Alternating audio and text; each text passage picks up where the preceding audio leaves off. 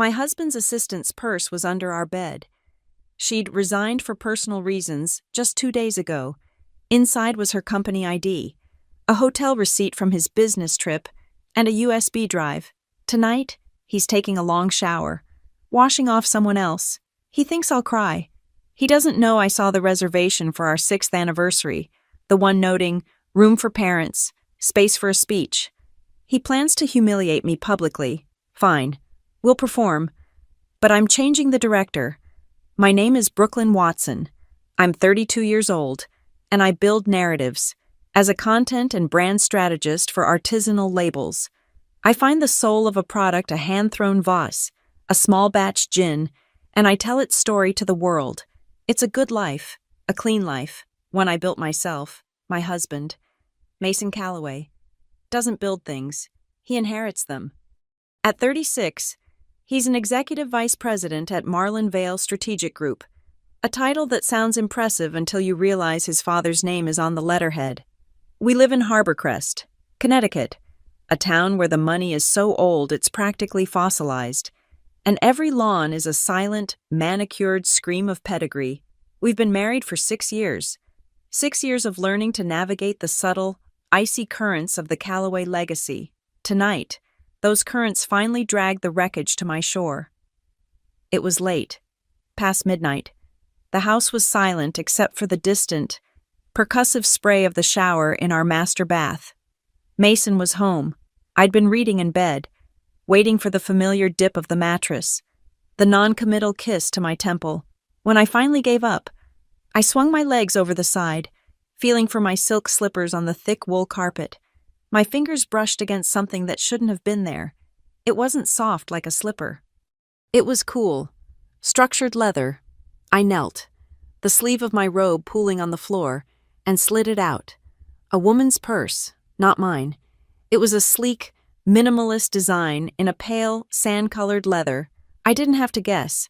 I knew this purse. I clicked on the small bedside lamp. The light confirmed it. I'd seen this bag slung over the shoulder of Lila Hart, Mason's executive assistant, Lila Hart, who, according to a terse company-wide email just 2 days ago, had suddenly resigned to handle a personal family emergency. My heart didn't pound. It didn't stop. It just turned cold, like a block of iron settling in my chest. The shower was still running, a relentless, pressurized hiss. I opened the clasp. The first thing I saw was her Marlin Vale employee ID. Lila's smiling, ambitious face staring up at me. Beneath it, a thin stack of receipts. My fingers were steady. I pulled out the top one, Seaview Harbor Hotel. A boutique spot right here in Harborcrest, not 10 miles from our house. The date printed on it was from 3 weeks ago, the night Mason was supposedly stranded in Boston, the night he had to fly out last minute to meet a client. The charge was for a king suite, double occupancy, and tucked into the fold of the receipt was a small, square note, ripped from a hotel memo pad. The handwriting was a sharp, feminine slant. Thanks for covering for me. L. I looked from the note to the carpet beside me, and I saw it, a small, buff-colored smudge, almost invisible against the beige wool. I touched it. Foundation, careless. Then I smelled it. Faint, but unmistakable. White gardenia, the same cloying, expensive scent that always lingered in the air when I visited Mason's office. Lila's signature. She had been here, in our bedroom, long enough to drop her purse, long enough to smudge her makeup on our floor. The shower droned on. It had been running for at least 20 minutes. I'd become accustomed to these marathon showers. They always happened after a stressful day at the office, a late-night networking.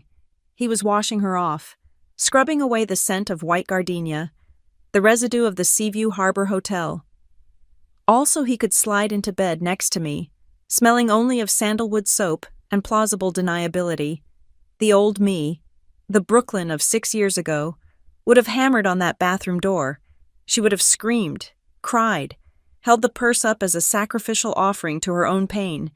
This Brooklyn, the one forged in the cool, judgmental fires of the Calloway family, did not. I stood up. I calmly placed the hotel receipt and the handwritten note back inside the purse. I carried it over to my own leather tote bag, the one I carry to client meetings, and I placed Lila's purse inside. Then I returned to the bedside, took out my phone, and photographed the foundation smudge on the carpet. I photographed the purse's contents before I hid it. I documented everything. You don't build a brand without evidence. You don't win a war without ammunition. I wasn't just angry. I was insulted. The sheer, arrogant sloppiness of it, the purse under the bed, the perfume, they weren't just cheating. They were treating me like an idiot.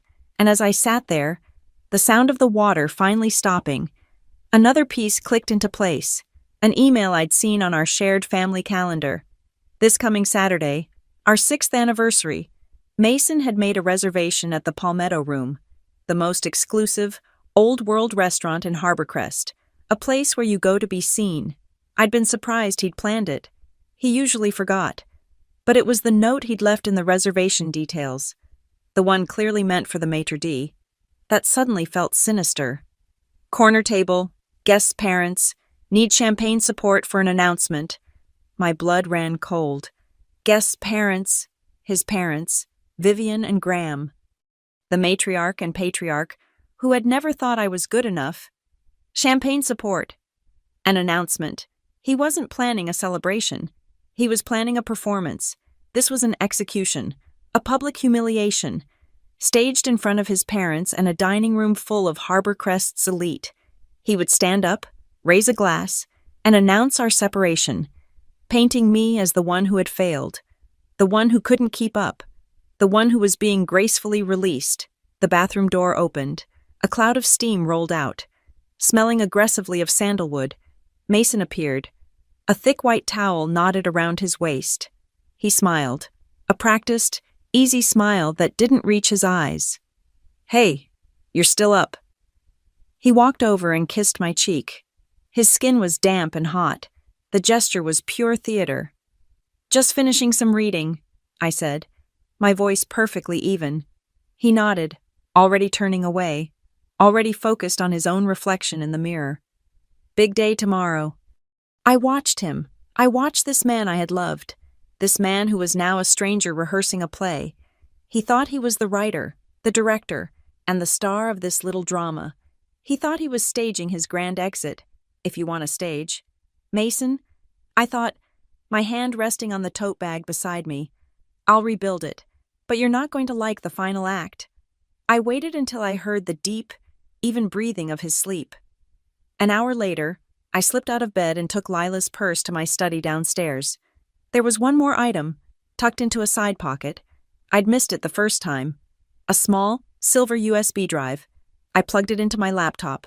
A single folder appeared on the screen. I double-clicked. A password prompt. This wasn't just an affair. Lila wasn't just a mistress. She was a co-conspirator. And whatever was on this drive was something she was either hiding from Mason or hiding from him. She didn't just run. She fled. And in her haste, she left her leverage under my bed. I stared at the password box. This was bigger than a hotel receipt. This was the foundation of the whole rotten structure. I closed the laptop. Saturday was 4 days away. Mason Calloway wanted a public announcement.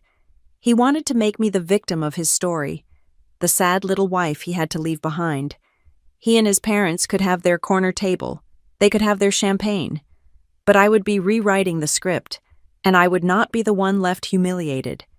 Mason left at 7 a.m., right on schedule. He kissed my forehead, a dry, papery gesture that felt more like a stamp of approval on a document than a goodbye. "Meeting in Stamford," he'd murmured. I waited until the sound of his BMW's engine faded down the long gravel drive before I got up, retrieved Lila's purse from my study, and began my audit. I started with the resignation announcement. I pulled it up on my laptop. It was sent at 4:51 p.m. on Monday. Terse, professional, from a senior VP in Human Resources. Lila Hart has resigned from Marlin Vale, effective immediately, to attend to a personal family emergency. It was wrong, every single word of it. I knew Lila, or at least the version of her I'd met at a dozen sterile company functions. She was pure, uncut ambition, wrapped in a polite, efficient package. She dressed in sharp neutrals, her gaze always flicking to the most powerful person in the room. She was not the type to just leave. Effective immediately isn't a resignation. It's an ejection. And family emergency is the catch-all excuse you use when the truth is too messy for a press release. My next stop was the bank. We have a joint checking account, the household account, and a joint savings. Mason also has his own personal account, as do I. It's cleaner. We'd agreed 6 years ago. Cleaner. I logged into the joint account. I wasn't looking for big purchases. Mason knew I monitored the household spending. I was looking for patterns. I found one. Starting 4 months ago, a transfer, $1,800, from joint checking to MC personal. 2 weeks later, another one, $2,200. The next week, $1,900. They were small enough to fly under the radar. Not a new car, not a jewelry purchase, just a steady, quiet bleed, never exceeding $3,000. It was methodical. It looked exactly like someone building a nest egg, siphoning off funds without triggering an automatic alert or a question from his wife. He was moving assets. He was preparing. He had already started leaving me. One small, insulting transfer at a time.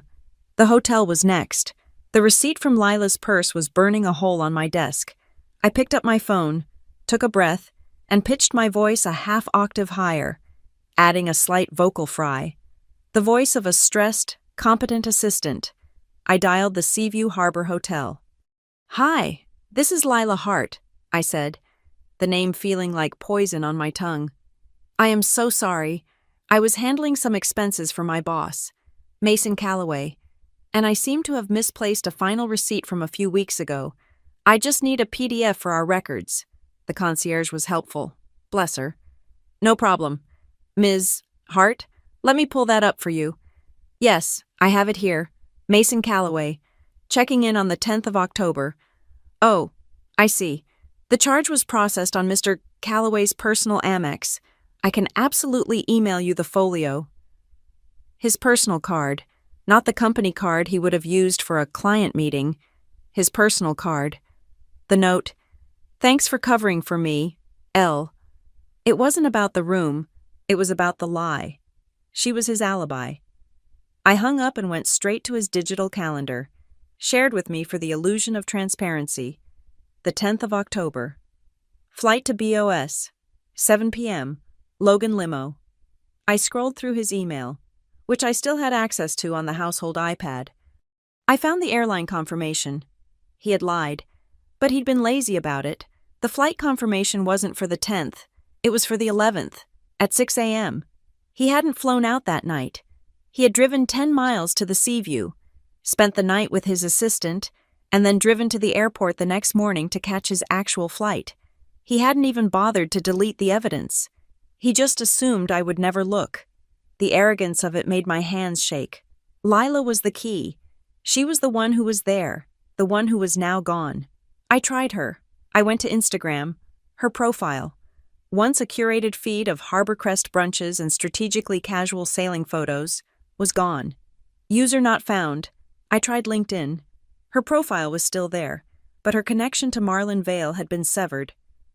I sent a message. "Lila, this is Brooklyn. I need to talk to you." It sat there, unread. I even tried her old company extension, just in case. "This number is no longer in service." Lila Hart hadn't just resigned. She had been erased. This was a Calloway cleanup. Too fast, too clean. It felt like she'd been warned off, paid off, or scared off. Why the elaborate cleanup? That's when another memory surfaced, sharp and unwelcome, the Harborcrest Charity Gala. 6 months ago, I'd been trapped by the bar, listening to Vivian, my mother-in-law, hold court about the dismal state of modern philanthropy, and standing just behind her shoulder, not in the cluster of wives, but not with the catering staff, was Lila. They were laughing. I remember thinking it was strange. Vivian Calloway does not laugh with the help. She barely laughs with her own family. This wasn't Mason going rogue. This was a coordinated effort. My God, Lila wasn't just Mason's affair. She was Vivian's inside source, a spy in my own marriage, reporting back on my moods, my purchases, my conversations, and now her assignment was over. Suddenly, Mason's bizarre, uncharacteristic enthusiasm for Saturday made perfect, sickening sense.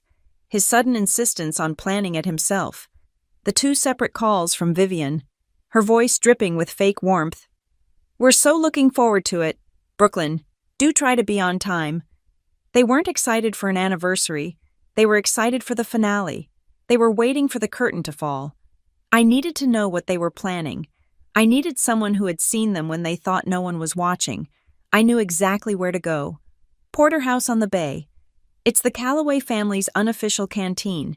It's where Graham takes his sons for steaks and condescension. It's where Vivian meets her charity committee for 3 martini lunches. And it's where my friend, Jasmine Ortiz, works. I drove there late afternoon. During the lull when the lunch rush was over and the dinner prep was just beginning, Jasmine was polishing glasses at the massive oak bar. She's smart, she sees everything, and she has zero love for the Harbor Crest elite who snap their fingers for more bread. "Brooke," she said, wiping her hands on her apron, "you look like you've seen a ghost." "Almost. Jazz, I need to know if you've seen Mason and his parents lately. Together." Jasmine's face tightened. She leaned in, her voice dropping. "Yeah, last weekend. Sunday. Mason, Mr. and Mrs. Calloway, and someone else." My stomach dropped. Lila Hart. Dark hair. Very put together. Jasmine frowned, thinking, "No, I know Lila. She's been in with him before. Just the 2 of them. This was different. Tall, blonde, looked like she stepped out of a magazine. Very young. Not his assistant. Not you." A new woman. My breath caught. He wasn't just leaving me. He was replacing me. This was the succession plan. What were they talking about? I kept my voice low, steady. "I only caught pieces," she said, glancing over her shoulder at the manager's office. They were laughing. A lot. Mason looked giddy. His father made a toast. Something about a clean slate and a formal announcement. And then Vivian said it. "Said what, Jazz?" She looked at Mason and said, "It's better this way. Lila doesn't need to be involved anymore. This is much cleaner." There it was. Lila doesn't need to be involved anymore. So Lila was involved, but she'd been demoted, replaced by the new blonde. Lila, the co-conspirator, had been cast aside just like the wife. Maybe that's why her purse was under my bed. Maybe she'd left it not by accident, but as a breadcrumb, a final screw you to the man who had used her and was now discarding her. Jasmine touched my arm, her expression full of pity I didn't want. "Brooke, they looked like they were planning a party." Mason kept calling it his freedom announcement. Freedom announcement, the Palmetto Room, his parents as witnesses, the champagne. It was all true. They had the replacement lined up. They had the money moving. They had the stage set. They just needed the victim. "Thanks, Jazz," I said, sliding off the stool. "You've been a huge help," as I walked out into the cold October air. The pity in Jasmine's eyes hardened into something else in my chest. Resolve. They thought I was the audience for their little play. They didn't realize I was about to burn the theater down. Driving back from Porterhouse, the word clean echoed in my head. A clean slate. Much cleaner. It's the same adjective Mason had used 6 years ago when he'd insisted on separate personal bank accounts alongside our joint one. It's just cleaner. Brooke, tidier. I realized then, with the cold clarity of a winter morning, that my marriage wasn't a relationship, it was a transaction, and I was the asset being liquidated. The rot hadn't started with Lila's purse under the bed. It had set in years ago. I let my mind drift back, analyzing the past not as memories, but as a trail of evidence. It started about 2 years ago. The late nights, before then. Mason had been predictable, almost boringly reliable. Home by 6:30, gym bag in hand. Then came the Miami partners. Have to impress the Miami partners. Brooke, he'd say, calling at 7 p.m. This new fund is different. They're sharks, he'd say, walking in at 11, smelling of expensive scotch and something else that faint, cloying scent of white gardenia. I'd dismissed as just the city. I'd been the supportive wife. I'd kept his dinner warm. I'd accepted the tired kisses, the automatic, distracted affection. I thought he was building his career, our future. I thought he was fighting for us. I didn't realize he was just building an alibi, brick by brick, lie by lie. The weekends were the next to die. Our Sunday mornings had been sacred. We'd make pancakes, read the thick Sunday paper in bed, our legs tangled until noon. It was our ritual, the one part of our life the Callaways hadn't infiltrated. Then, Sunday mornings became strategic. First, it was golf with his father. Graham thinks I need more FaceTime with the board. Honey, it's just golf. But he'd come home sullen, defensive, and smelling of the clubhouse. Then, the golf games were replaced by networking brunch at the Harborcrest Club. I was never invited. It's just boring shop talk. Brooke, you'd hate it, he'd say, straightening the tie that I hadn't picked out. I'd accepted it. I'd told myself this was what a power couple did, that he was handling the Callaway side, and I was handling my branding work. I didn't see it for what it was. I wasn't being spared boredom. I was being phased out. I was being quarantined from the life he was choosing. I should have seen it from the beginning. Vivian Callaway, my mother-in-law, had given me the manual on the day of our engagement party. She'd pulled me aside in their cavernous library, all dark wood and oil portraits of Callaways, who looked perpetually disappointed. She hadn't hugged me. She'd appraised me. She'd placed a cold, dry hand on my arm. "Brooklyn, dear," she'd said, her voice a polite razor. "You must understand. The Callaway family appears in the social pages quite regularly. One must be refined." It wasn't advice. It was a probationary requirement. She wasn't welcoming a daughter. She was vetting a subcontractor for the family business.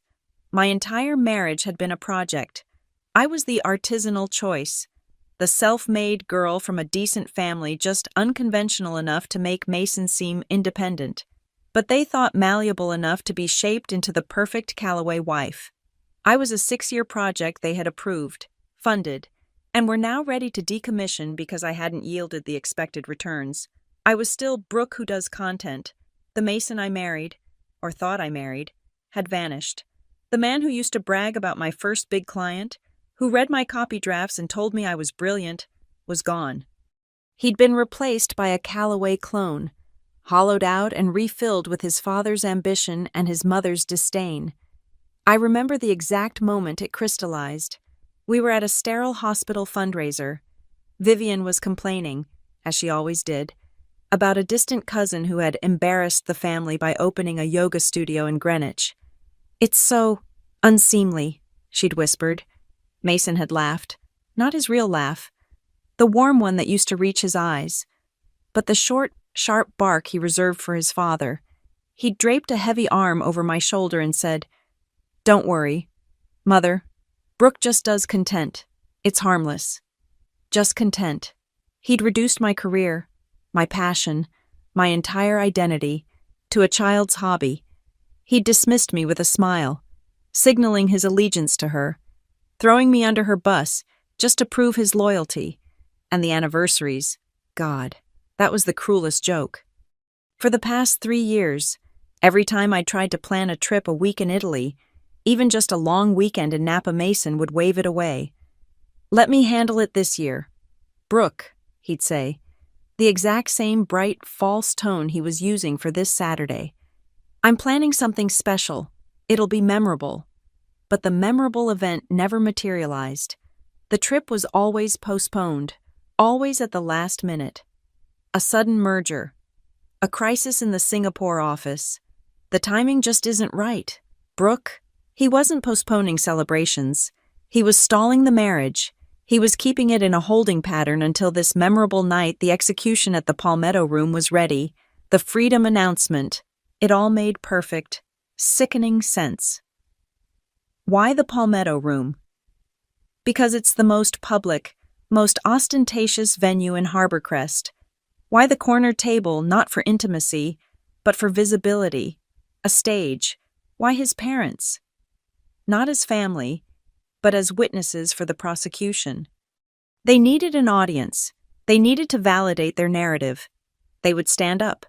Mason would give his sad, reluctant speech about growing apart, and his parents would look on with brave, supportive faces, and I would be the centerpiece, the hysterical, unstable, or ungrateful wife who, despite their best efforts, just didn't work out. They would make me small so they could walk away clean. I got home. The house was empty, silent. I walked straight into the formal living room, the one we never used, and stared at the framed photos on the mantelpiece, our wedding. We looked so happy. Mason's smile looked real. My dress was perfect, but I wasn't looking at us. I was looking at the flowers. My bouquet? I had wanted peonies and wild blue delphiniums. It was my something blue, the one touch of wildness I'd insisted on. 2 weeks before the wedding, Vivian had the florist change the entire order. "Burgundy, dear," she had declared, not asked. "It's a much stronger, more substantial color. It matches the Calloway family portraits."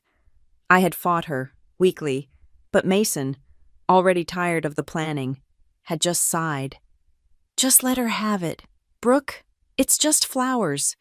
For God's sake." It wasn't just flowers. It was never just flowers. It was the first test. She was dressing me in their colors, erasing mine. I'd been in their costume from day one, and I hadn't even known it. The sadness I'd felt under the bed, the confusion, it all burned off. What was left was cold. Hard rage. A rage so pure it was clarifying. This wasn't just Mason's affair. This was a systemic takedown. This was the Calloway way control. Assimilate. And if assimilation fails, discard. They discard business partners who don't toe the line. They discard market strategies that don't yield immediate returns. They discard wives. But I'm a brand strategist. I build narratives. And I know that every powerful brand has a vulnerability. Every clean facade hides a dirty secret. If they cheat at this, if they're this arrogant, they cheat at other things, I would not be discarded. I would not be the weeping woman in the corner of the Palmetto Room, humiliated in front of their friends. I would find their secret. I would find the part of the family business, the part of their perfect lineage, that was just as rotten as my marriage. They wanted a show. I would find the leverage to make them the stars. I didn't sleep. Rage, it turns out, is a more effective stimulant than caffeine. By 5 a.m., I had a name, Sandra Mills. Her website was a masterpiece of understated intimidation. Based in Stamford, her bio simply read, "Discreet resolutions for complex marital estates." She didn't advertise in magazines. She was the name whispered by wives at charity galas when the husband's networking suddenly included a 22-year-old. I was in her soundproofed, steel and glass office by 10 a.m. It was on the 28th floor, overlooking the Long Island Sound. Sandra Mills herself was in her late 50s, wearing a severe navy blue suit and a single, intimidatingly large pearl necklace. She looked like she ate men like Mason for breakfast. I didn't cry. I didn't plead. I unzipped my tote bag and, one by one, laid out my exhibits on her polished mahogany desk as if I were presenting a brand strategy. "Exhibit A," I said, placing Lila Hart's sand-colored purse in the center. "My husband's assistance, found under our bed last night. She was resigned for a family emergency 2 days ago." Sandra raised one perfectly sculpted eyebrow. She didn't speak. "Exhibit B," I continued, sliding over the photos I'd taken. The contents, her ID, the Seaview Harbor Hotel receipt, dated October 10th, for a double occupancy suite, his Boston trip, a handwritten note from Elle thanking him for covering for her. Exhibit C. I pushed my laptop forward, open to the joint household account. The financial preparation, starting 4 months ago, A series of small transfers to his personal account, $1,800, $2,200, $1,900.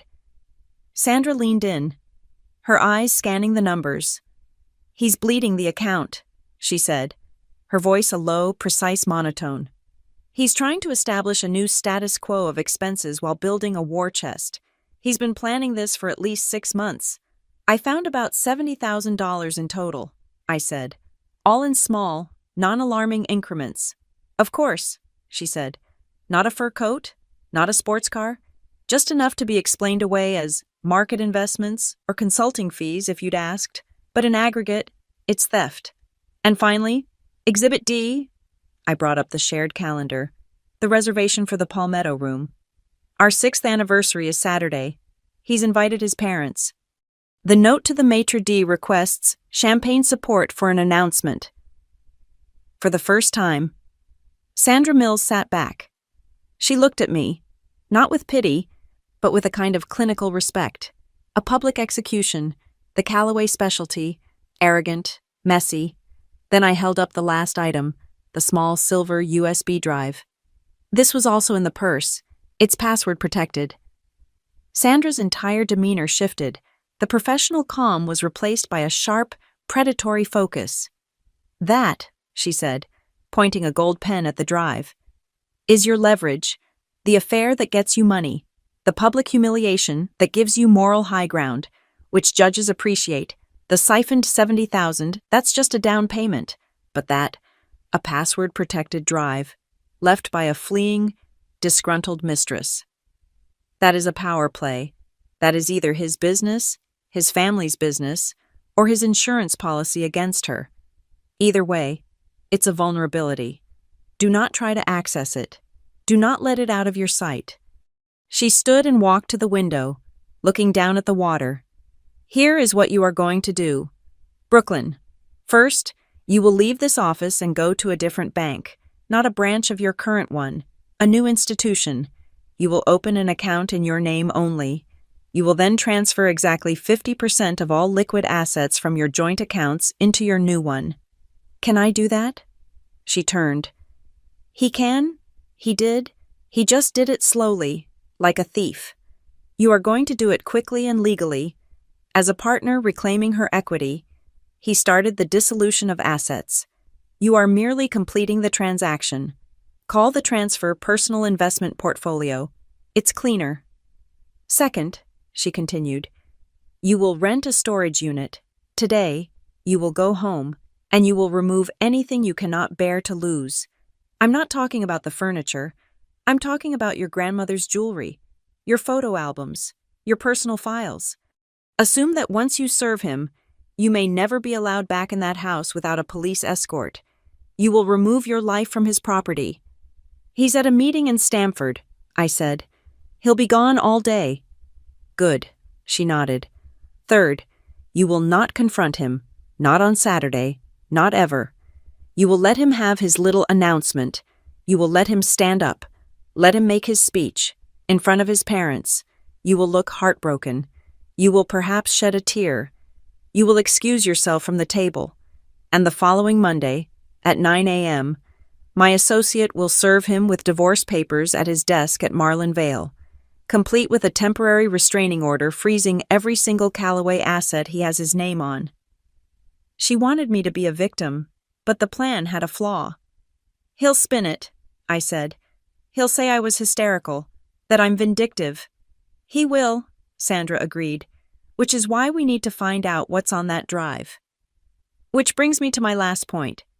Marlin Vale, that's the family's public face. What about their private holdings, family trusts, offshore accounts, shell companies? "I have no idea," I admitted. "I was never allowed near the real finances." "Exactly. You need an insider," Sandra said, gathering my printouts. "You need someone who hates them as much as you're about to." She paused, her pen tapping a note. "Does your husband have any siblings?" The question was so simple, so out of left field, that I just stared. "No," I said. "He's an only child." Sandra looked up, her gaze pinning me. Is he the designated only child, rich families? Brooklyn? The ones who value their name above all else? They're like gardeners. They prune. They cut off the branches that don't grow the way they want. Families that hide members always have a reason, and that reason is always leverage. Find out if Mason has a brother. I left her office an hour later. My head clear, my purpose set. I was no longer a wife. I was a strategist. I did exactly as she said. By noon, I had a new, shielded bank account at a private credit union. By 1 p.m., I had transferred my legal half of our life, the wire, for an amount that made my hand tremble, was labeled Personal Investment Portfolio. By 3 p.m., I was at a self-storage facility in a grim part of Stamford. I didn't pack much. The Calloway house was filled with things heavy, inherited, joyless things. I took my grandmother's wedding band, a box of my father's old letters, and the albums from my life before Mason. I packed them in my own car, drove them to the sterile, gray hallway, and locked them behind a steel door. I felt lighter. I got back to the house at 5. It was empty. The silence felt different now, not lonely, but strategic. Find out if Mason has a brother. Where would they hide a branch they'd pruned? I went to the attic. It was the one place Vivian never ventured, the one place her decorators hadn't touched. It was filled with Mason's pre-Brooklyn life, old lacrosse trophies, boxes from his college dorm, forgotten prep school uniforms, and in the corner, a large, metal file cabinet. Mason never used it. He said it was just old tax stuff. I pulled the drawers open, dust and files, just as he'd said.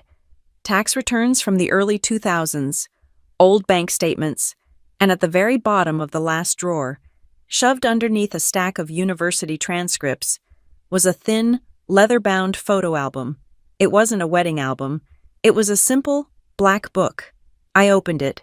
The first few photos were of Mason in a cap and gown, looking young and genuinely happy.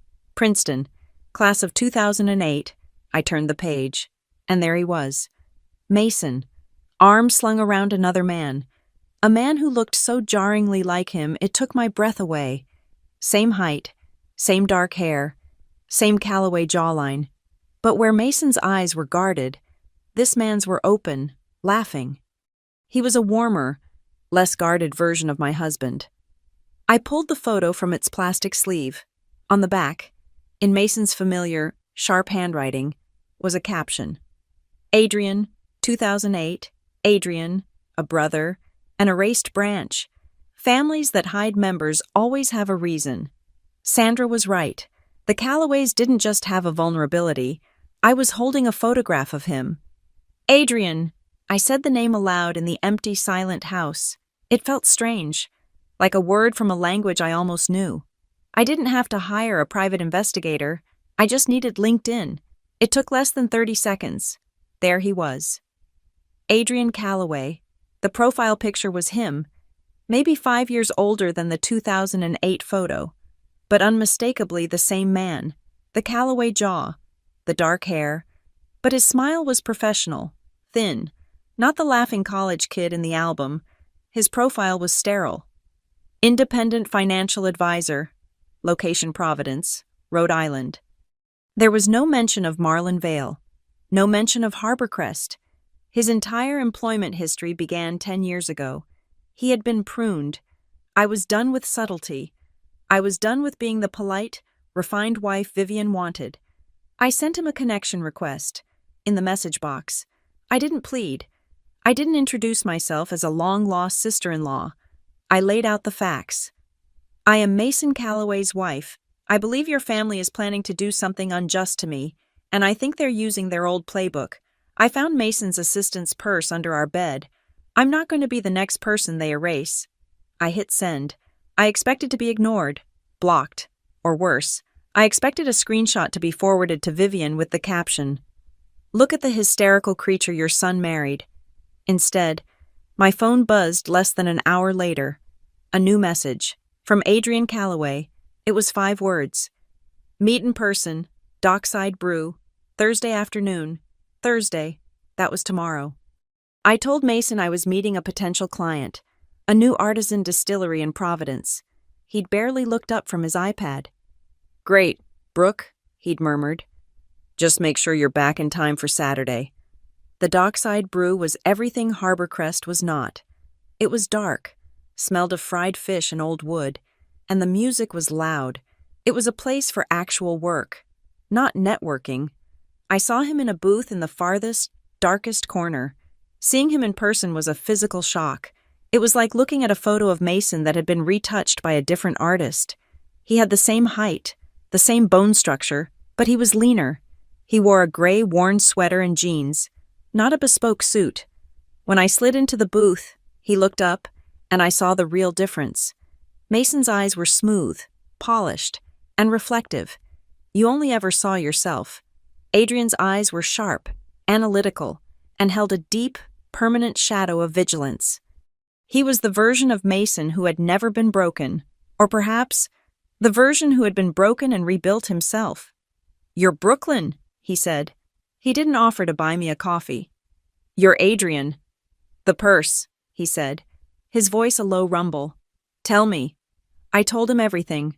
The purse, the hotel receipt, the Boston lie, the steady siphoning of $70,000 from the joint account, the new blonde at Porterhouse, and finally, the reservation, the Palmetto room, the corner table, the parents, the announcement. He didn't to flinch. He just listened, his expression unchanging, as if I were reading a weather report. When I finished, he took a slow sip of his water. "A Vivian Calloway production," he said, his voice flat. "It has all her signatures: public venue, family support, the clean slate narrative." "You know this script?" "I was the first draft," he said. He leaned back, but his eyes never left mine. "You're right about the playbook. I wrote the first chapter." "What happened?" 10 years ago," he said. "I was Mason. I was the heir apparent. I was the EVP at Marlin Vale. I was Graham's golden boy, and I made the mistake he'll never forgive." "What mistake?" "I ran an audit," Adrian said. "I was young, ambitious, and I thought I'd find a way to optimize our private wealth division. Instead, I found irregularities, fees, consulting charges, legacy management fees being applied to our oldest, wealthiest accounts." He paused. "It wasn't just aggressive, it was theft. He was targeting the clients who were too old to notice, people in their 80s and 90s, some with dementia. He was skimming millions, had been for decades, from the families that had built the firm." I found it. "My God," I whispered. "I brought it to him. Graham. I made a binder. I had spreadsheets. I was so stupid. I thought he'd be horrified. I thought we'd clean it up together. I told him we had to report it, make restitution." Adrian laughed, a dry, bitter sound that had no humor in it. "Graham didn't even look at the binder. He just smiled. He told me it was the business, that loyalty had to be paid for. Then Vivian got involved. Suddenly, I was acting erratically. I was unstable. I was jeopardizing the family legacy.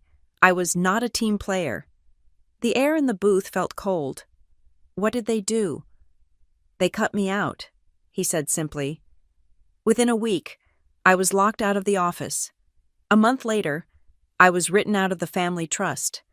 They offered me a 7-figure buyout, but it came with an ironclad, lifelong non-disclosure agreement. I refused to sign. I wouldn't take their hush money. So, they just stopped. Stopped what? Everything, the money, the access, my name. They just erased me. As far as Harborcrest is concerned, Graham and Vivian only ever had one son. "Mason," I said, the name feeling like ash. "Where was Mason?" Adrian's face hardened. Mason was given a choice. His older brother, who was making trouble, or his parents, who held the keys to the entire kingdom. He chose the keys. He was the one who personally came to my apartment and told me I shouldn't make things so difficult for Mother. He was the one who went to the attic and took my photos down. He made his choice 10 years ago. We sat in silence. The puzzle wasn't just solved. It was shattered. "Lila Hart," I said, my voice barely a whisper. "The assistant," his head snapped up. "What about her?" "She's the one who vanished." Adrian leaned in, his eyes intense. "1 week ago, I got an anonymous email from an encrypted account. The sender said, 'The Callaways are planning to do something dirty to another woman.' They said, 'They're using the same playbook they used on you.' The sender said they had proof and wanted to know if I'd help." I replied. "I asked who they were, and they went dark. Never heard from them again." "Lila," I breathed. "She was the inside source. She must have found out about the new blonde, realized she was next on the chopping block. She was trying to find an ally. You—" "And they got to her first," Adrian said. "Paid her off or threatened her. Either way, she's gone. The purse under the bed. That wasn't an accident. Brooklyn, that was a breadcrumb. She was leaving you a message. She was telling you to find me." He looked at me, and I saw a decade of cold rage. "Vivian's playbook is simple. She can't allow a normal divorce. A normal divorce means discovery. It means forensic accountants. It means lawyers digging into the family trusts. Graham can't risk that. So, they don't get divorced. They discard. They have to ruin the wife's credibility first. They paint her as unstable, as a gold digger, as an embarrassment. They stage a public humiliation so that you're too ashamed to fight back. You just sign the papers, take the insulting settlement, and disappear. They keep the assets, and the Callaway name stays clean." He pointed a finger at me. "That's what Saturday is. It's not an anniversary. It's your execution. They're staging the premiere of The Unstable Wife, and you're the star." I felt sick. So I'm trapped. If I go, I'm humiliated. If I don't go, I'm unstable, and I've run off, proving their point. "That's their plan," Adrian said. He reached down to the briefcase at his feet. "But they made one mistake. You found me."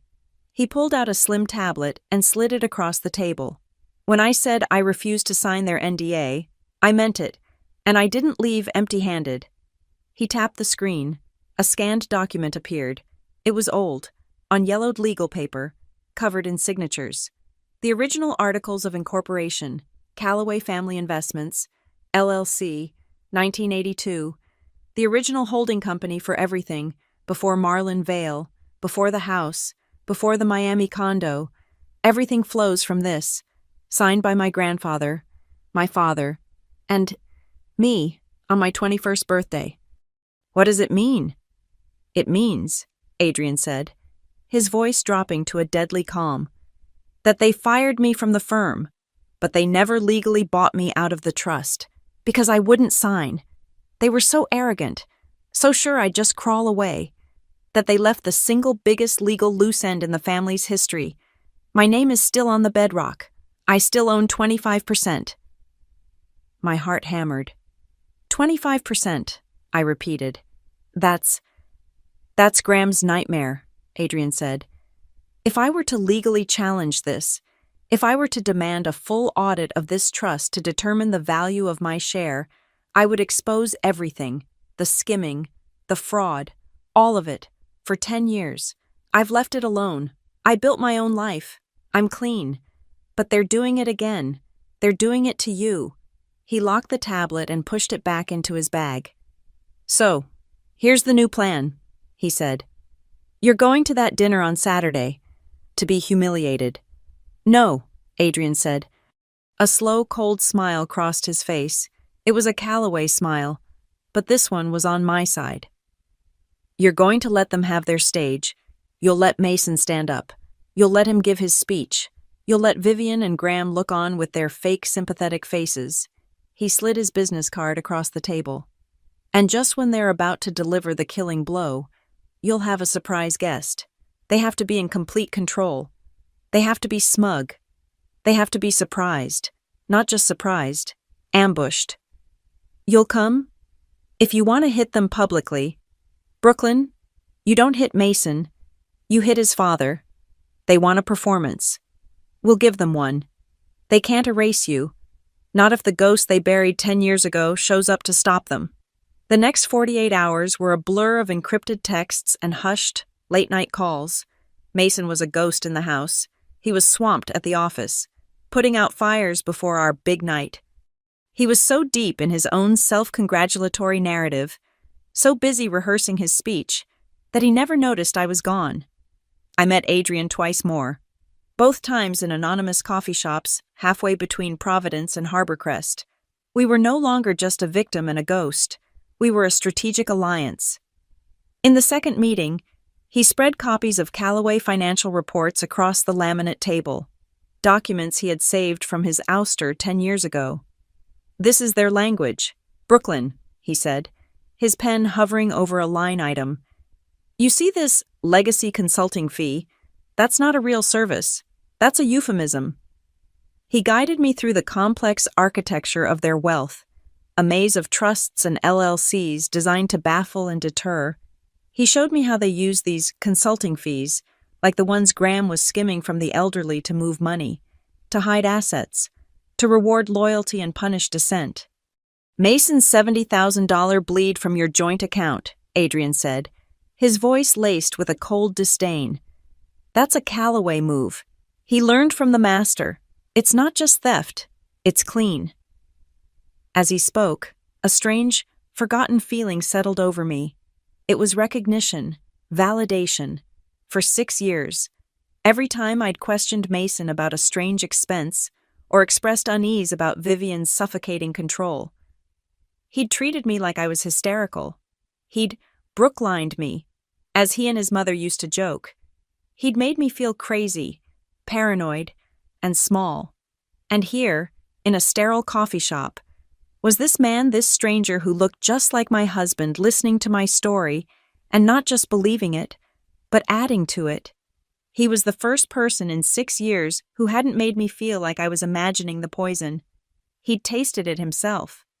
"He used to call me erratic, too," Adrian said, as if reading my mind. "It's their favorite word. It's the one they use right before they call the lawyers. It's the preface to the erasure." We were two sides of the same coin. He was the branch they'd pruned. I was the project they were decommissioning. We were the discarded ones.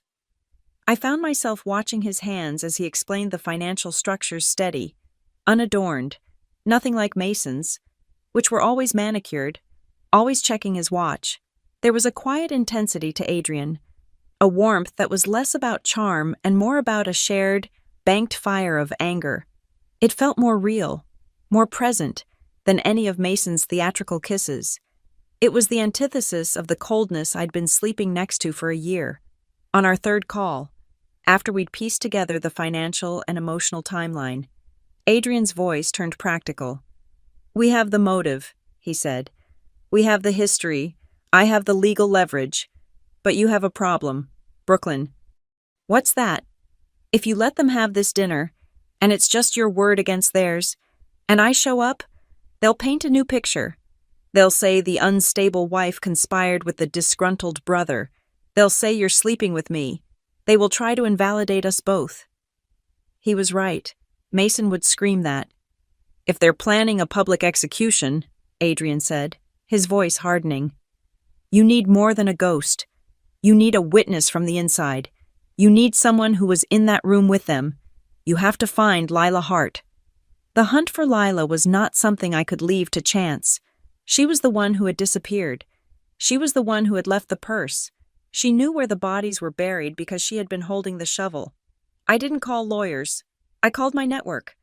As a brand consultant, I work with the best PR and event planners in New York and Connecticut. These are people who can find a rare Swedish gin, get a Vogue editor on the phone in an hour, and find a 28-year-old assistant who's trying to disappear. It took my friend Tessa, a PR director who specialized in crisis management, less than 6 hours. "She's not at her apartment," Tessa texted. "Her lease was bought out. Cash. But she's not on a plane. She used her personal credit card stupid to book an Airbnb, a long-term rental in a carriage house out in Litchfield County. She's hiding. Brooke, but she's close."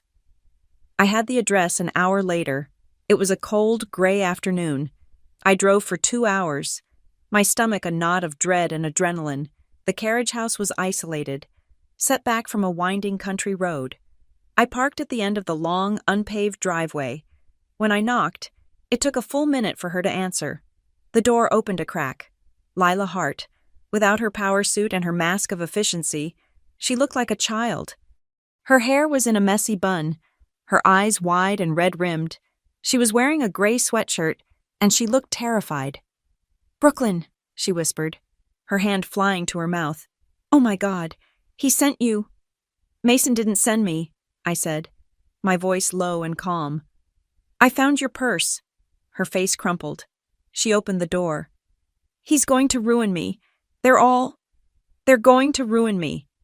"They're trying to ruin me first," I said, stepping inside. The place was bare, a sterile rental. "You were trying to find Adrian Calloway." She froze. "How did you—" "I found him," I said. "Now you talk. You tell me everything, not the HR version, the real version." And it all came out, the whole sordid, pathetic story. It had started a year ago. Mason had targeted her. He'd used the Miami partners as an excuse to keep her late.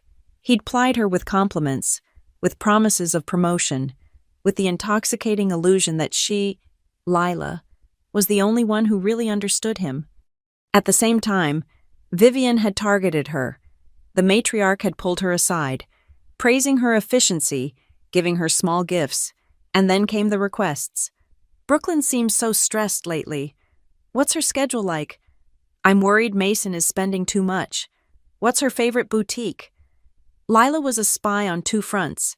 She was Mason's mistress and Vivian's mole, collecting data on me, my spending, my friends, my private, offhand comments, all of which, she now realized, was being gathered as evidence for a character assassination.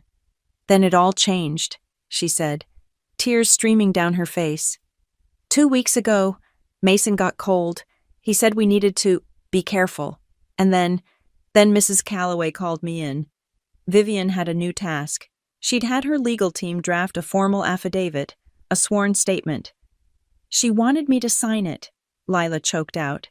"She wanted me to swear that you had been harassing me, that you were unstable and verbally abusive, that you'd accused me of sleeping with Mason. She said you'd hit me." My blood went ice cold. They weren't just planning to dump me, they were planning to frame me. "She wanted a legal basis to get you out of the house," Lila whispered. "A restraining order. She said if I signed it, I'd be taken care of for life. If I didn't, I'd never work in this state again." Lila, for all her ambition, was terrified. This was perjury. This was a crime. She'd refused. She'd panicked. She'd told Mason she was out, that she wouldn't lie for them. And that's when they'd erased her, paid her off, terminated her, and given her 48 hours to disappear. "The purse," I said, my voice flat. "How did it get under my bed?" "I was stupid," she sobbed. "The night I refused. I went to your house. I was going to warn you. I didn't know what else to do. I let myself in with the staff code, but I heard his car in the driveway. He came home early. I panicked. I ran into your bedroom to hide. I must have slid under the bed. My purse must have slipped off.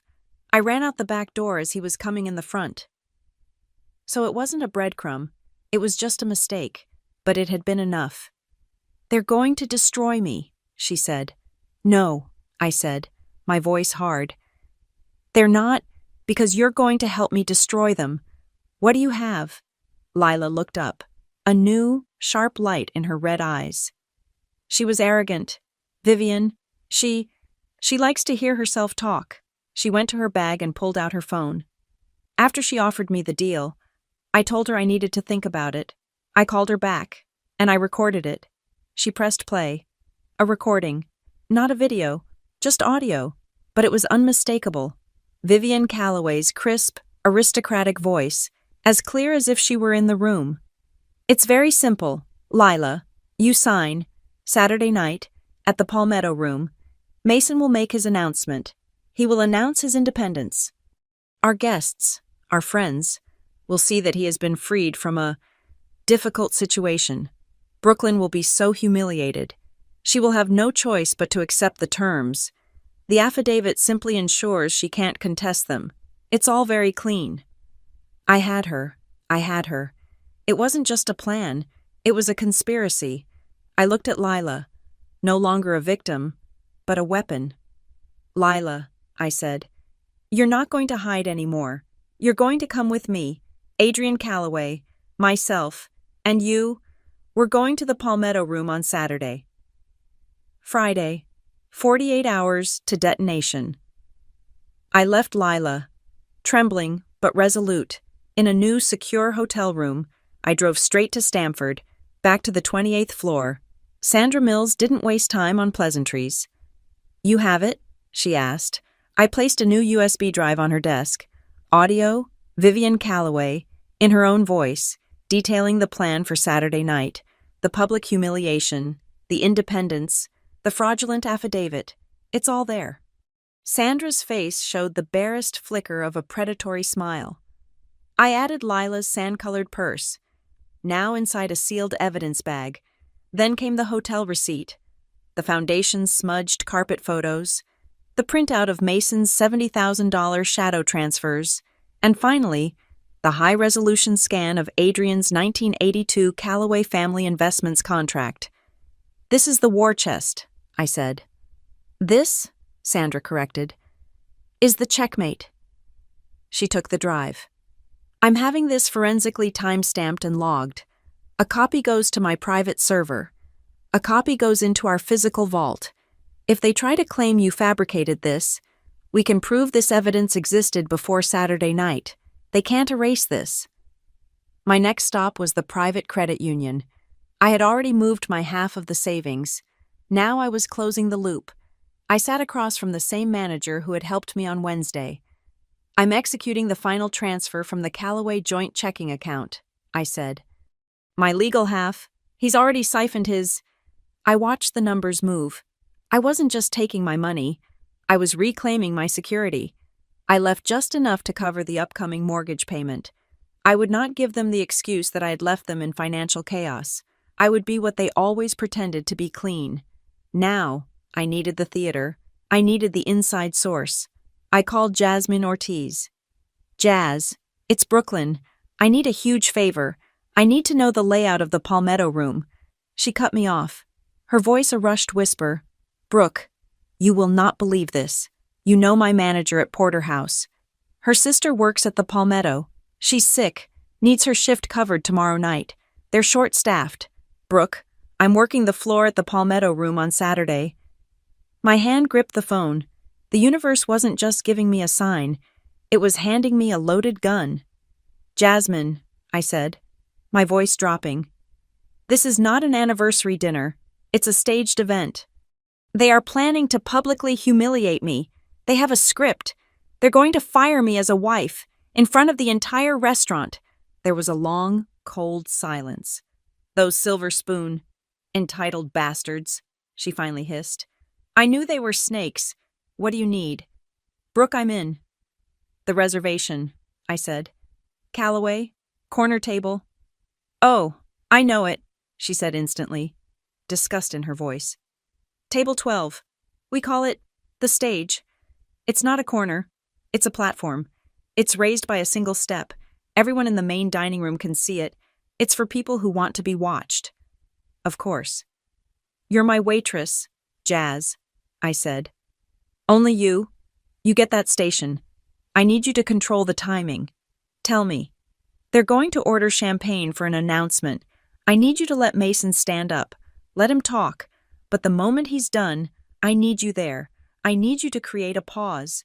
Easy, she said. I'll be held up at the service bar. I'll see him stand, and I'll give him exactly 90 seconds of airtime before I rush over to take the order. One more thing. Cameras. 2, 1 on the bar, 1 on the main entrance. Table 12 is a blind spot. It's too exclusive for surveillance. But, Brooke, every eye in that room will be on you. I'll make sure of it. I'll time the courses to clear just before he stands. I'll make sure the room is quiet. With the stage set, I needed the script. Lila provided it, that afternoon. She sent me a forwarded email, recovered from her archived files. It was from Vivian to Mason. Subject line, Saturday details. The email was short. Mason, the papers are with Graham's lawyer. He will have them in his briefcase. I've also found a little something to lighten the mood. A small parting gift for Brooklyn. We'll have it presented right after the announcement. It will be a fun, memorable close to the chapter. I called Lila. What gift? Lila's voice was small. I saw the order form.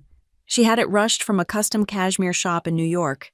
It's a t-shirt, black, silver script. It says, "Better luck next time." I closed my eyes. The cruelty was so banal, so childish. It was breathtaking. A t-shirt. They were going to hand me a bag containing pre-signed divorce papers and a t-shirt, like a gag gift at a bachelorette party. That night, I met Adrian for our final strategy session. He was no longer the wary man in a sweater. He was in a crisp, dark suit, his hair cut, his jaw set. He looked every inch the Callaway heir they'd tried to bury. "If I am walking into that restaurant," he said, "I am walking in as Adrian Callaway, not their ghost." He laid a leather folio on the table. "My copies of the original LLC agreement, and this," he slid a single, heavy stock paper across the table. It was a letter from his own legal counsel. A formal, devastating demand for a full and immediate forensic audit of the Callaway Family Investments LLC, citing his non-negotiable 25% ownership. "This," he said, tapping the paper, "is Graham's entire life on trial. The SEC would love to see those consulting fees he's been charging dead clients. He won't survive the discovery." We moved to Lila's hotel room, the three of us, the discarded wife, the disposed mistress, the disowned brother. It was the heist crew. We rehearsed the cues. "I go first," I said, pacing the room. "I play the wife. I will smile. I will let him stand up. I will let him give his speech. I will let him finish." I looked at Lila. "They will bring the gift, the t-shirt. They will all be smiling. That's when I stand. I will thank him. And then I will say it. I also have a gift, or rather, a lost and found item."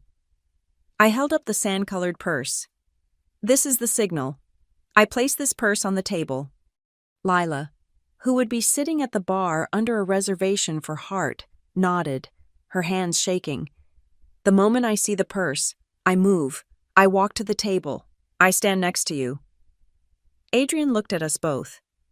"The moment she moves, I move. I'll be at the host stand. Checking on my reservation. They'll be confused. By the time they realize my name, I'll already be at the table." "A three-pronged attack," I said. "They're expecting one victim. They're getting his wife, his mistress, and his brother, all at once." I went home for the last time. The house was cold, empty. Mason was, again. Working late, I walked through the rooms, my grandmother's jewelry, my photos, my life. It was all safe in the storage unit. All that was left was the costume, the burgundy dresses Vivian loved, the heavy, Callaway-approved diamond earrings Mason had given me for our 4th anniversary, the ones that felt like tiny ice cages on my ears. I packed a single overnight bag, my own clothes, my passport, my new bank cards. I left the jewelry in the velvet-lined drawer. I left the closets full. I was walking out with nothing but my bag, ready to never return. My phone rang. It was 11 p.m. "Adrian, you're ready?" he asked. His voice was no longer the CEO. It was quiet. "I'm ready." "Brooklyn," he said, and for the first time, he sounded hesitant. "Tomorrow night, they are going to use every tool they have to make you feel small. They will use your history, your fear of a scene, your basic human decency. It's their power. It's how they win. It's how they made me run." "I'm not running," I said. "I know. So don't let them, for 1 second, have the satisfaction of seeing you break. You're not the sad little wife they're dismissing. You're the one holding the detonation codes. Don't let them make you feel small." He paused. "See you at the show." I woke up on Saturday morning to the smell of coffee. This was, in itself, an act of aggression. Mason never made coffee. He was standing by the bed, holding a porcelain cup and saucer from our wedding china. He was already dressed, wearing a crisp, pale blue shirt. His smile was bright, practiced, and utterly void of warmth. "Morning, darling," he said. "I thought you might like this." I sat up, feigning a sleepy smile. "Wow, Mason, to what do I owe this? You're up early." "Just getting a head start on the day." He placed the coffee on my bedside table, his hand brushing my shoulder. The touch was a wisp, a hollow gesture. It was the exact, gentle touch of a veterinarian just before giving the needle. The polite send-off. "I'm really looking forward to tonight," he said, moving to the window, looking out at his lawn. "Me too," I said, my voice carefully light. "Just us." He turned, the smile fixed. "Well, actually, I hope you don't mind. I invited Mother and Father to join us for the first toast. They wanted to be there, to witness it." To witness it, there it was. The casual, arrogant confirmation. This wasn't a family dinner. It was a public execution, and he was selling tickets. "Oh," I said, letting just a flicker of disappointment show. "Of course. That's sweet of them." "Great," he said, his relief palpable. "They won't stay long. 7:30 sharp. Then don't be late." He leaned in, kissed the air near my cheek, and left the room. His footsteps light. I sat there, alone, the coffee growing cold. I had 4 hours until the performance. I spent the day in a state of suspended animation. I moved my car from the main garage to the street, out of sight. I finalized the transfer of my personal files from my laptop to a secure cloud, then wiped the hard drive. I was severing the last few digital and physical tethers. At 5 p.m., I began to prepare. In my closet, past the rows of Callaway-approved beige, gray, and burgundy, was the dress I'd bought 2 days ago. I'd paid cash. It was a deep, almost midnight blue silk. It was simple, perfectly cut, and sleeveless. It was the exact color Vivian Callaway despised. She called it morose and unflattering to the family palate. It felt like armor. I did my makeup with surgical precision. I was not the crying wife. I was not the victim. I was a CEO attending a hostile takeover. My bag was a small, structured clutch in black. It was not a purse. It was a briefcase. Inside, I arranged my weapons. One, a single folded sheet of paper showing the $70,000 summary of transfers from our joint account to his. 2, the photograph of the Seaview Harbor Hotel receipt. 3, a printed, high-resolution copy of Adrian's 1982 Callaway Family Investments contract, and at the bottom, heavy as a stone, was the pièce de résistance Lila Hart's sand-colored leather purse. Folded flat, I was ready. At 6:45 p.m., a black car pulled up to the service entrance of the Palmetto Room. Adrian, in his dark, perfectly tailored suit, stepped out, followed by Lila. She was pale, wearing a simple black dress, her hair dyed a soft, unremarkable brown. Jasmine met them at the door, her face a mask of professional calm. "This way," she whispered, not looking at them, leading them past the clatter of the kitchen to a small, private waiting lounge near the staff lockers. "Mr. Callaway's table is in sight of the bar. Ms. Hart, you'll sit there at 7:15. Mr. Callaway, you'll wait here. I'll give you the signal when it's time." Adrian nodded, his face grim. "Thank you." "Don't thank me," Jasmine said, pulling her apron tight. "I just hate bullies." At 7:28 p.m., Mason and I pulled up to the valet.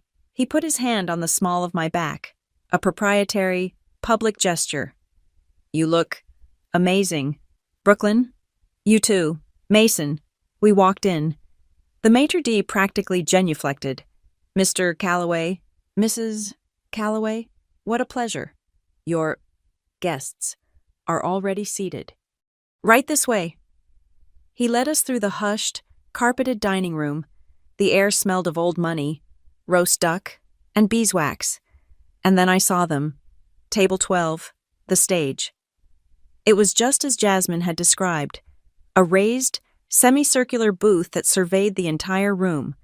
Vivian was in her element, wearing a severe, high-necked dress in her signature deep burgundy.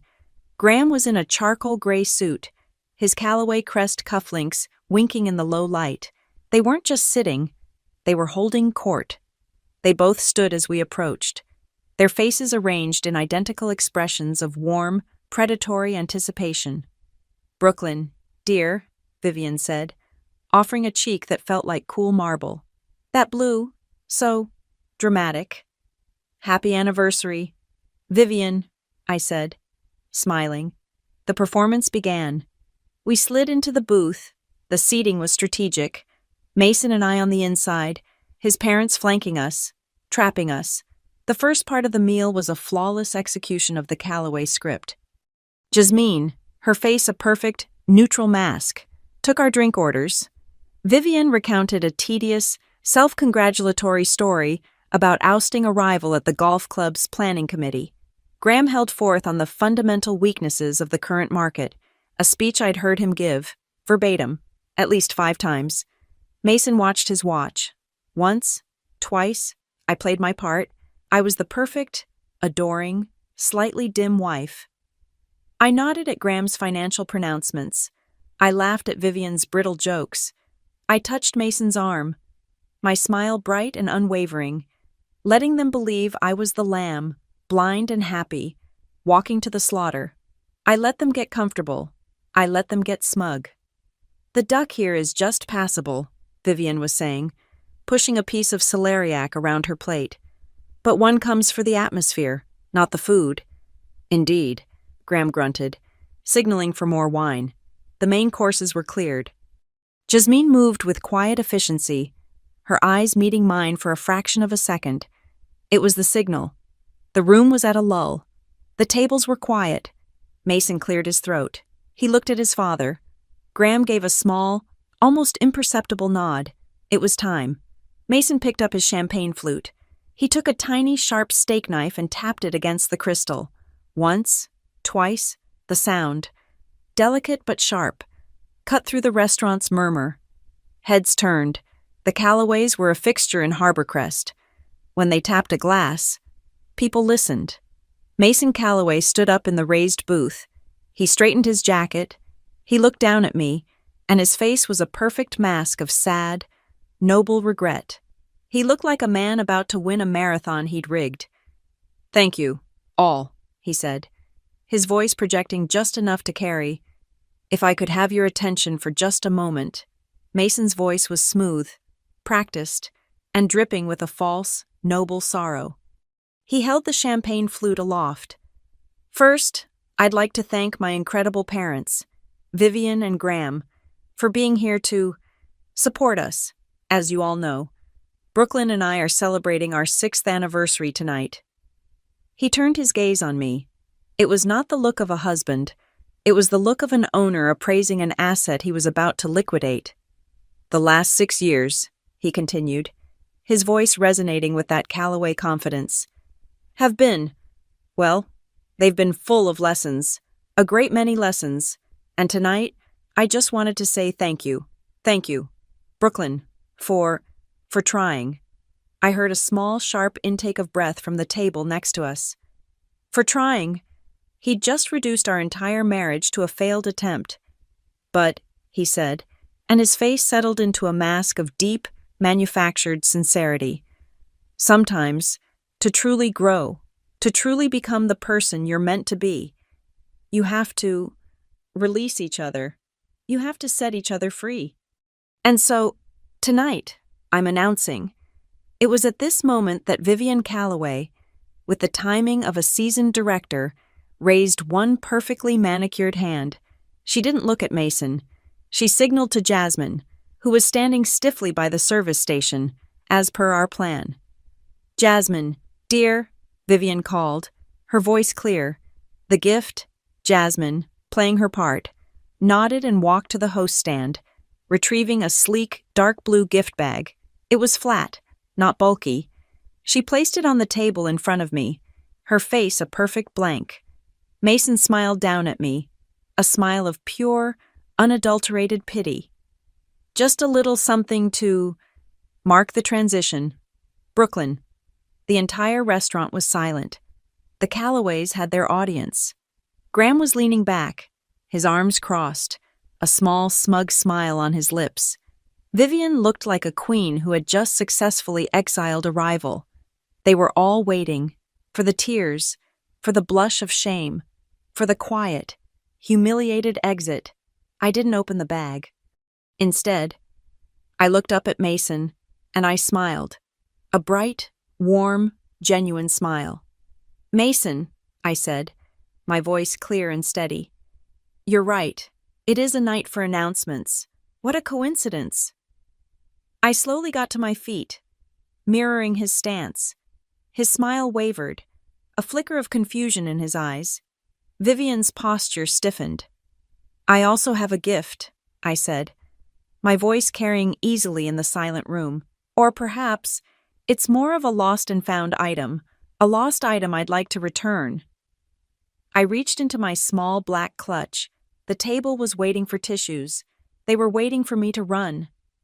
I pulled out Lila Hart's sand-colored purse. I placed it on the white tablecloth between us, a stark, undeniable object. Then, slowly, I unfolded it. I turned it so the open, empty interior faced them. "I found this," I announced, not just to the table, but to the room. Underneath our marital bed, Vivian Callaway stopped breathing. Her hand, which had been lifting a water glass, froze halfway to her mouth. Graham's smug smile evaporated, his face darkening into a scowl. Mason went pale, a dull, sickly white that started at his throat and climbed to his hairline. "Brooklyn," he hissed, his voice no longer smooth or sad, but sharp and low. Don't make a scene. Make a scene," I asked, my voice still bright. "I'm just returning lost property. Mason, it's so strange, isn't it, that your personal assistant, Lila Hart, the one who was suddenly resigned for personal family reasons just a few days ago, would leave her purse under my bed." I reached into my clutch again and pulled out the folded photograph of the hotel receipt. I tossed it onto the table. "And it's even stranger that her purse would contain this, a hotel receipt from the Seaview Harbor, for your Boston trip, charged to your personal card. It must be your personal reason she was handling." "You?" Mason was speechless, his mouth opening and closing. And that was the signal. From the bar, a figure in a simple black dress stood up. She began to walk, not hurriedly, but with a deliberate, echoing pace, across the restaurant floor. Every eye followed her. She stopped directly behind me, standing next to our raised stage. Vivian looked at her. Her face, for the first time since I'd met her, was a mask of pure, unadulterated shock. "Lila," Graham whispered, his voice hoarse. Lila Hart looked past me, her eyes red-rimmed but fixed, not on Mason, but on his parents. "Mr. Graham," Lila said, her voice shaking but carrying. "Mrs. Callaway, I didn't resign. I didn't have a family emergency." The murmur in the restaurant became a palpable, electric buzz. This was no longer an awkward anniversary. This was a blood sport. Jasmine, brilliant Jasmine, had discreetly signaled to the other servers. Service had stopped completely. Every waiter, every busboy, was frozen in place, watching. "I refuse to sign a fraudulent legal affidavit," Lila continued, her voice gaining strength. "I refuse to sign a document, written by your lawyers, stating that Brooklyn had physically and verbally harassed me. I refused to lie so you could get a restraining order and steal her share of the assets. And when I refused, I was threatened. I was told to take the money and to disappear." "You ungrateful little—" Vivian began, her voice a venomous hiss, but I cut her off. "Oh, Vivian, but it's not her word against yours," I said sweetly. "You see, I'm a brand strategist. I believe in documenting everything, especially a hostile takeover. I took out my phone. I didn't need to fumble. It was already cued. I pressed play. I kept the volume reasonable, just loud enough for our table, and perhaps the two adjacent ones, to hear. Vivian Calloway's own voice, crisp and cold, filled the air. It's very simple. Leela. You sign. Saturday night, at the Palmetto Room. Mason will make his announcement. He will announce his independence. Our guests, our friends, will see that he has been freed from a difficult situation. Brooklyn will be so humiliated. She will have no choice but to accept the terms. The affidavit simply ensures she can't contest them. It's all very clean. I pressed stop. The silence that followed was absolute. Vivian looked as if I had struck her. Graham's face was a mottled, dangerous red, and Mason finally broke, the mask of the noble, suffering husband shattered, revealing the panicked, spoiled child underneath. You recorded my mother, he yelled. Not whispered, yelled. Every head in the room, even those who hadn't been paying attention, snapped to us. You're insane. You're taping us. That's illegal. I looked at him, the man I had once loved, the man who had planned to hand me a t-shirt that said, "Better luck next time," in front of his parents, and I felt nothing but a vast, cold emptiness. I leaned in, my voice dropping back to a conversational, lethal calm. No, Mason, I said. I'm surviving. Mason's shout, "You're taping us!" sucked the last of the oxygen out of the room. The air was thin, brittle, and into that vacuum, as if Jasmine had given the final, silent cue. A new figure stepped from the restaurant's entrance. He didn't rush. He didn't hide. He walked with a steady, unhurried pace, his shoes silent on the thick carpet, moving directly toward our raised stage. The three Callaways turned in unison, their attention pulled from me, from Lila. It was as if they were linked by a single, invisible thread of shock. Graham Calloway, the patriarch, the man who was never surprised, looked as if he had been physically struck. His mouth fell open. Adrian. The name was a violation, a word he hadn't spoken aloud in a decade. Vivian was worse. She went a color I had never seen before, a pale, waxy gray. Her hand flew to her pearls. Who? She whispered, her voice a reedy, panicked sound. Who called him? Who let him in? They had just done it. In front of the entire Harbor Crest elite, they had just confirmed, with their own mouths, that there was a son they had tried to erase for 6 years. I'd been married to a man I believed was an only child. In that single second, they'd admitted I was a stranger. Adrian Calloway stopped at the edge of our booth. He looked exactly like the man I'd met in Providence, but in this room, in his dark, perfectly tailored suit, he was transformed. He was not a ghost. He was an heir, and he was home. "Hello, Mother," he said. His voice was calm, clear, and carried, cutting through the silence. "Father, you seem to be staging one of your famous clean slates. I just wanted to be here to witness it." "Get out," Graham finally growled. He started to rise, his face a mottled, dangerous red. "You are not welcome here. You have no—" "I'm not here for the duck, Father," Adrian said, cutting him off.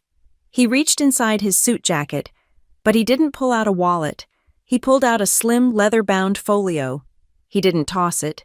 He placed it, with deliberate, lethal precision, on the white tablecloth, right on top of Vivian's appetizer plate. "I'm here for my equity," he said. "I was just rereading the 1982 Calloway Family Investments LLC agreement, the one my grandfather, you and I signed, the one you were so arrogant you never legally bought me out of when I refused your blood money." Graham's face went from red to white. "I am still the legal owner of 25% of the Calloway Family Trust," Adrian announced, not just to the table, but to the room. He looked at me, a brief, hard glance of confirmation, then back at his family. "And tonight, I have just witnessed, with my own ears and eyes, a conspiracy by the other board members you, Mother, and my little brother to fraudulently dispossess your son's wife of her legal assets. It is the exact same playbook you tried to use on me 10 years ago. You've just gotten sloppier." Graham was speechless. "So here is the new plan," Adrian said. "If you, your lawyers, or your press contacts attempt to slander Ms. Watson in any way following tonight, if you dare to use the words unstable, or erratic, or difficult, then this," he tapped the folio, "which contains a formal, non-negotiable legal demand for a full forensic audit of the last 10 years of the trust, goes to the Wall Street Journal and the SEC at 9 a.m. on Monday." He leaned in, his voice dropping to a confidential, venomous whisper. "The financial press will have a field day with your restructuring, father. I wonder how your clients, the ones in their 90s, the ones with dementia, will feel about those legacy consulting fees you've been skimming from them for decades." It was done. The entire Callaway empire, the real, dirty foundation of their wealth, was now a hostage on the table. It was my turn. I looked at Mason. He was a statue, frozen, his eyes flicking between his father, his brother, and the folio that represented his evaporating inheritance. "And Mason," I said, my voice cutting through his paralysis. He snapped his head toward me. "While we're on the subject of money, you've been so busy, siphoning that $70,000 from our joint account for the past 4 months, building your little freedom fund. I hope you got it all." "Brooklyn," he whispered, his face pleading. "Because I legally transferred my entire 50% share of our liquid assets on Wednesday," I said clearly. "From a new bank, I've also secured my own residence. I'm already gone. My lawyer, Sandra Mills, will be serving you at your desk at Marlin Vale at 9 a.m. on Monday. She has the audio, she has the hotel receipts, she has the copy of Adrian's contract, and she has Lila's full, sworn testimony." Lila, who had been standing silently at my side, stepped forward one last time. She was no longer crying. She was pure, cold fury. She looked directly at Vivian. "I just want to be perfectly clear. Mrs. Callaway," Lila said, "I didn't just record your voice. I have the video of you in your office, explaining, in detail, how I needed to lie and say Brooklyn hit me, so you could get a restraining order based on cause. I refused. That's why I ran. That purse," she pointed to the sand-colored leather, "fell under the bed. Because I came to the house to warn her. And Mason came home unexpectedly. I wasn't hiding with him. I was hiding from him. It was perfect. A 3-pronged checkmate. Their core dividends were threatened by Adrian. Their public humiliation plan was exposed by the audio. Their fraudulent legal plot was detailed by the internal witness. And their victim was already armed, already gone, and had a much, much better lawyer. Mason looked at me. He looked at Adrian. The calculation in his eyes was pathetic. He'd lost. He'd lost the money. He'd lost the narrative. And he'd lost his power. And in that moment, he reached for the only weapon a spoiled child knows, the tantrum. "You!" he suddenly screamed. He pointed a shaking, manicured finger at me, his voice cracking. "Are you sleeping with him? Is that it? You left me for my brother?" The restaurant, which had been buzzing, went dead silent. He looked like a madman, his accusation echoing in the beautiful, expensive room. People were staring, horrified and thrilled. I didn't confirm. I didn't deny. I just let the accusation hang in the air, damning him, not me. "Mason," I said, my voice utterly calm, "I am standing with the people in this room who chose to tell the truth. I am standing with the people who did not conspire against me, who did not try to frame me, and who did not plan to publicly humiliate me." I glanced at Adrian, then back at my husband. "That's all." I was done. I turned back to the table, to the dark blue gift bag, the parting gift. I reached inside and pulled out the contents. First, the sheaf of pre-signed divorce papers. I tossed them back at Mason. They scattered across his plate. And then, the t-shirt. I held it up. "Better luck next time." The silver script glittered in the low light. I held it up for a moment, letting the tables nearby see. Then, I walked over and placed it, gently, on the table, directly in front of Vivian. "You were right, Vivian," I said. "It truly is a memorable close to the chapter, but I think this sentiment suits the Calloway family better tonight." I picked up my small black clutch. I turned to Lila. "Let's go." I turned to Adrian. "We're leaving. The three of us, the discarded wife, the disposed mistress, the disowned brother, together." We turned our backs on the wreckage of Table 12. I didn't look back as we walked, not ran. Across the main dining room, I heard the sound of a chair scraping violently against the floor. I heard a heavy, wet thud as Graham Calloway slammed his fist on the table, and I heard the sharp, hissing sound of Vivian's voice, trying and failing to regain control. Jasmine was holding the heavy glass front door open for us, a small, fierce, victorious smile on her face. We stepped out into the cold, clean Connecticut night. The door swung silently shut behind us. Sealing them inside the theater they had built for me, I had rewritten the script, I had changed the director, and I had left them to sit in the ruins of their own final act. Thank you so much for listening to this story. I want to invite you to comment below and let me know where you are listening from. I'd love to connect and share your thoughts. Please subscribe to Zoe Revenge Stories, like this video, and give us extra support by hitting that hype button so this story can be heard by more people.